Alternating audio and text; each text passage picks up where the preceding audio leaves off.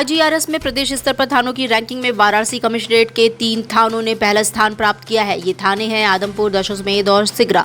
इन तीनों थानों को 100% अंक प्राप्त हुए हैं। वाराणसी पुलिस कमिश्नर ए सतीश गणेश ने बताया कि इन तीनों के थाना प्रभारियों को प्रशस्ति पत्र जारी किया गया है। वहीं वाराणसी कमिश्नरेट के सबसे निचले पायदान पर आने वाले 3 थाना प्रभारियों को वार्निंग लेटर भी जारी किया गया है। इसमें कोतवाली, चितईपुर और पर्यटक थाना को पुलिस कमिश्नर ने चेतावनी देते हुए शीघ्र इन तीनों थानों की खराब रैंकिंग के कारणों की समीक्षा DCP से कराई जाएगी। लापरवाही पाए जाने पर कार्रवाई भी होगी।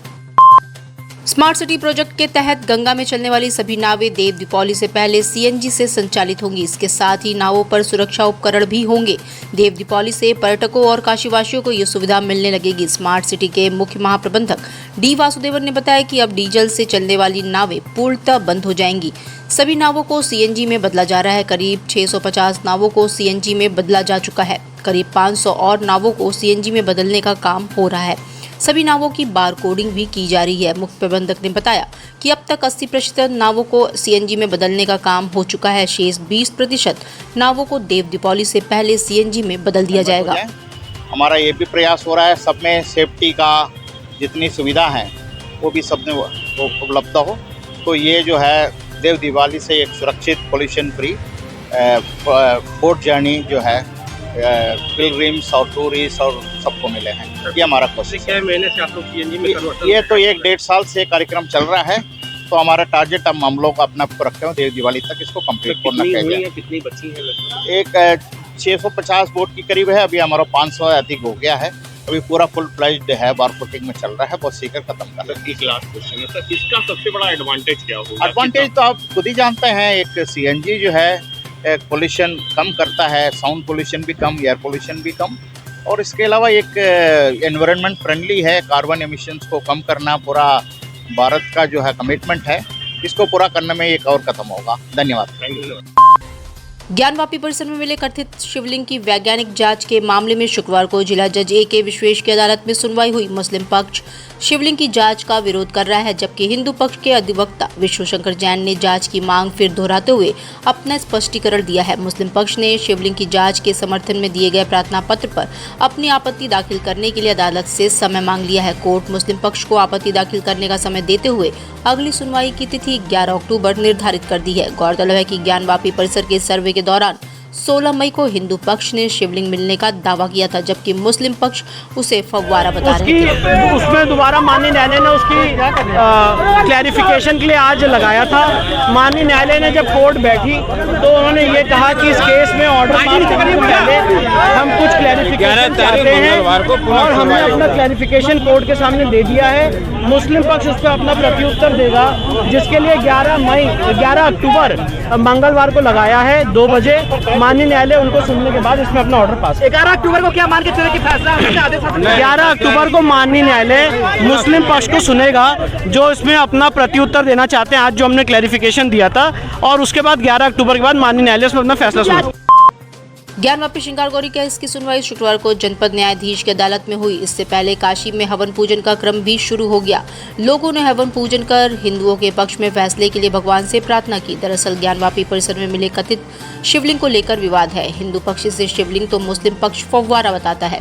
हिंदू पक्ष की ओर से अदालत में प्रार्थना पत्र देकर कथित शिवलिंग की वैज्ञानिक जाँच कराने की मांग की गई थी। हवन पूजन कर रहे लोगों ने कहा कि शिवलिंग को फव्वारा बताया जा रहा है। ये उन लोगों की मानसिकता को दर्शाता है, इसलिए जांच कराने की मांग की जा रही है। हालांकि कोर्ट ने इस मामले में अगली तारीख 11 अक्टूबर निर्धारित कर दी। मानसिकता के लोग जिस शिवलिंग को भोलेनाथ को फव्वारा बता रहे हैं, उनके घटिया मानसिकता है।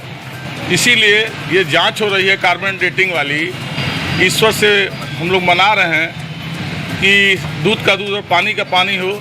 ये संपूर्ण फैसला हमारे हिंदू जनमानस के पक्ष में आएगा। उसके लिए आज आप लोगों ने क्या किया और कहाँ पर? आज हम लोगों ने दक्षिणेश्वरी काली माँ के मंदिर में यज्ञ पूजा व अनुष्ठान किया है। ईश्वर से माता से प्रार्थना की है कि आज ही फैसला आना है, कि फैसला हमारे पक्ष में आए। उसके बाद हम लोग जोरदार तरीके से जश्न मनाने का कार्य भी करेंगे। सिगरा पुलिस व क्राइम ब्रांच की टीम ने जालसाज को भेलपुर क्षेत्र के सुदामापुर स्थित माता कुंड तिराहे के समीप पकड़ा। उसके पास से 20,200 रुपए बरामद किए हैं। जालसाज एटीएम में घुसकर चोरी छिपे लोगों से एटीएम पिन देख लेता था। एटीएम में फंसाकर उनका कार्ड बाद में निकालकर खाते से पैसे निकाल लेता था। 2 लोगों ने पिछले दिनों खाते से 35,200 रुपए धोखे से निकाले जाने की शिकायत की थी। इस पर पुलिस सक्रिय हो गई।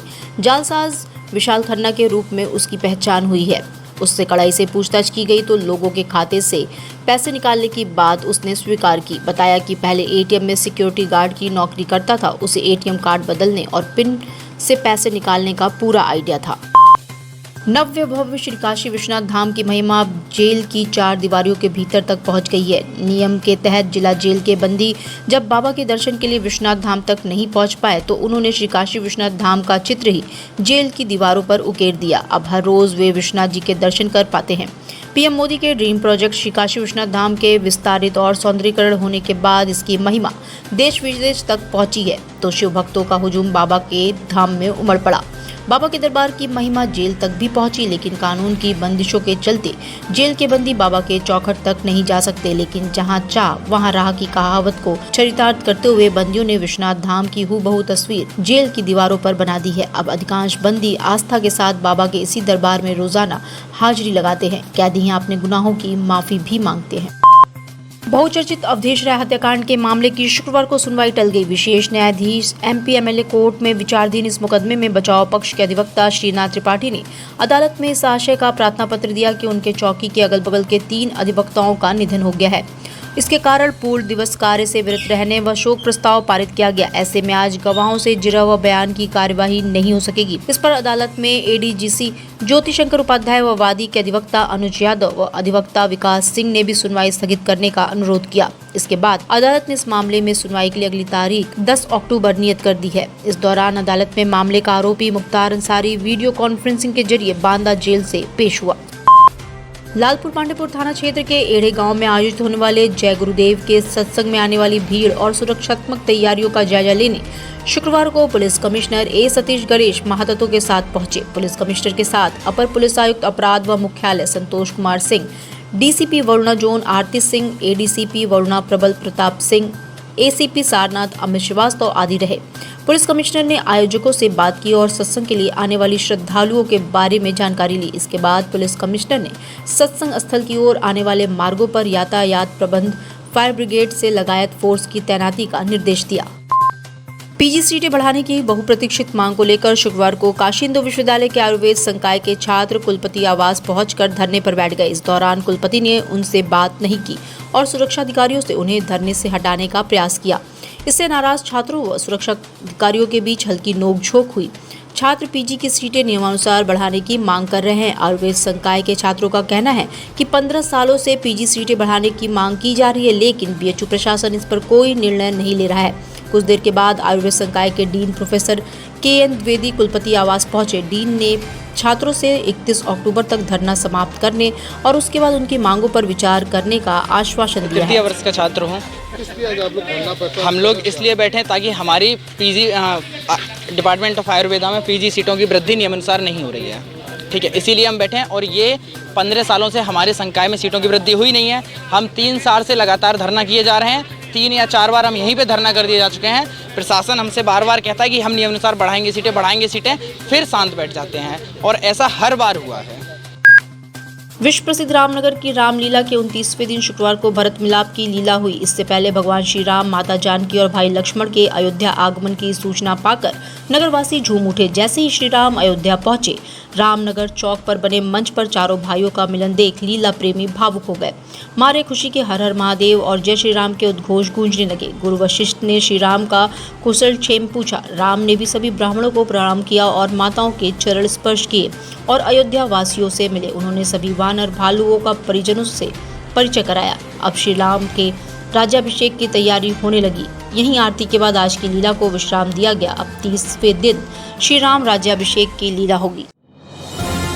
डिजिटल इंडिया का digital new platform live VNS पिछले 7 वर्षों से बनारस की सेवा में। पाइए बनारस के कोने कोने की खबर निष्पक्षता के साथ। लाइव VNS से बनारस की ताज़ा तरीन खबरों के लिए प्ले स्टोर से डाउनलोड कीजिए लाइव VNS ऐप या फॉलो कीजिए लाइव VNS को सोशल मीडिया पर।